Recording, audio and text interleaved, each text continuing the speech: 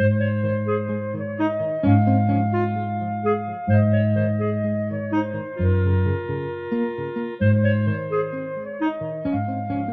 Books presents A Chair for My Mother by Vera B. Williams.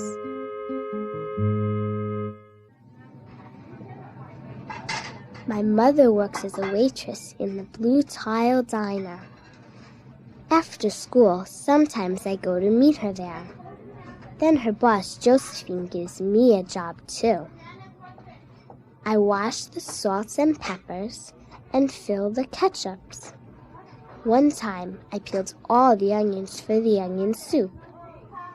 When I finish, Josephine says, "Good work, honey," and pays me. And every time, I put half of my money into the jar. It takes a long time to fill a jar this big. Every day, when my mother comes home from work, I take down the jar. My mama empties all her change from tips out of her purse for me to count. Then we push all of the coins into the jar. Sometimes my mama is laughing when she comes home from work. Sometimes she's so tired she falls asleep while I count the money out into piles. Some days she has lots of tips. Some days she has only a little. Then she looks worried. But each evening, every single shiny coin goes into the jar.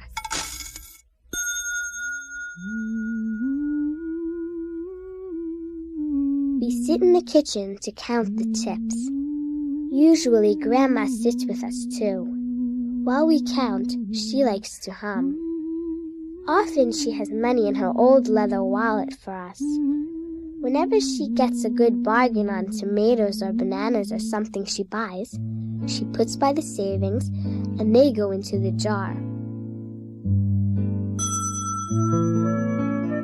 When we can't get a single other coin into the jar, we are going to take out all the money and go and buy a chair.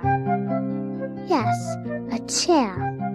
A wonderful, beautiful, fat, soft armchair. We will get one covered in velvet with roses all over it. We are going to get the best chair in the whole world. That is because our old chairs burned up. There was a big fire in our other house. All our chairs burned. So did our sofa, and so did everything else. That wasn't such a long time ago.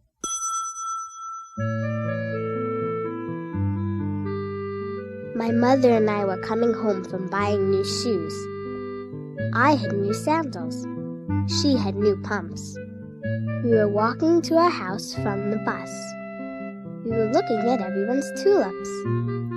She was saying she liked red tulips, and I was saying I liked yellow ones. Then we came to our block. Right outside our house stood two big fire engines.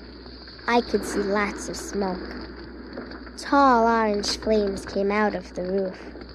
All the neighbors stood in a bunch across the street. Mama grabbed my hand and we ran. My Uncle Sandy saw us and ran to us. Mama yelled, "Where's Mother?" I yelled, "Where's my Grandma?" My Aunt Ida waved and shouted, she's here, she's okay, don't worry." Grandma was all right. Our cat was safe too, though it took a while to find her. But everything else in our whole house was spoiled. What was left of the house was turned to charcoal and ashes. We went to stay with my mother's sister, Aunt Ida, and Uncle Sandy. Then we were able to move into the apartment downstairs. We painted the walls yellow. The floors were all shiny, but the rooms were very empty. The first day we moved in, the neighbors brought pizza and cake and ice cream. and they brought a lot of other things too.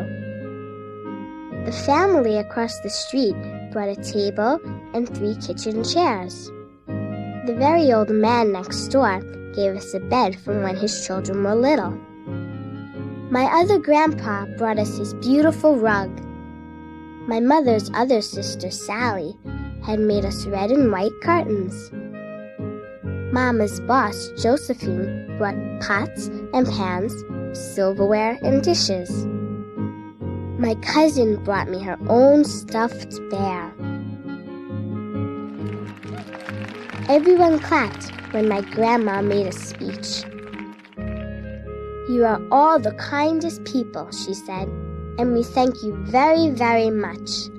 It's lucky we're young and can start all over."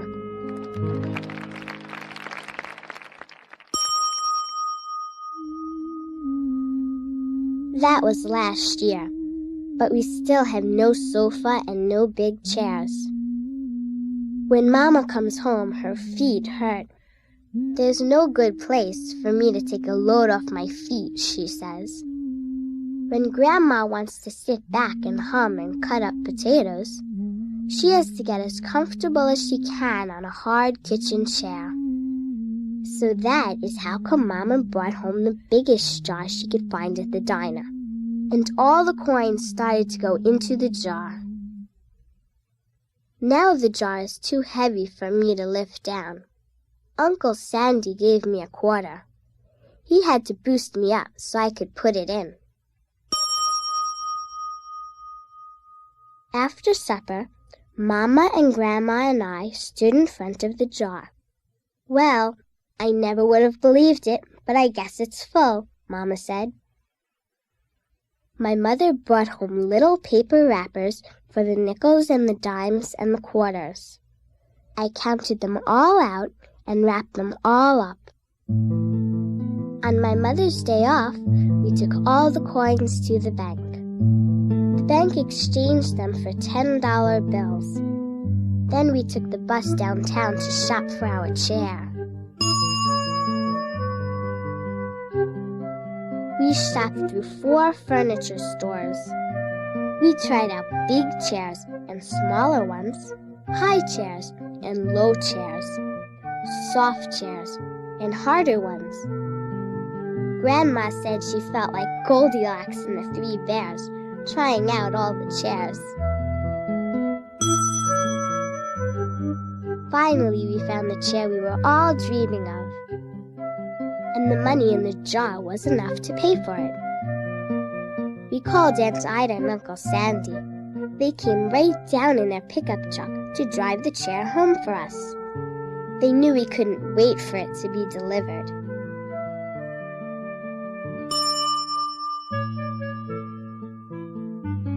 I tried out our chair in the back of the truck.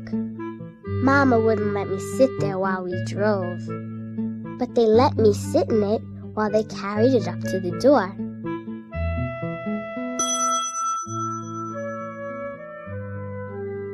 We set the chair right beside the window with the red and white curtains. Grandma and Mama and I all sat in it while Aunt Ida took our picture. Now Grandma sits in it and talks with people going by in the daytime. Mama sits down and watches the news on TV when she comes home from her job. After supper, I sit with her, and she can reach right up and turn out the light if I fall asleep in her lap.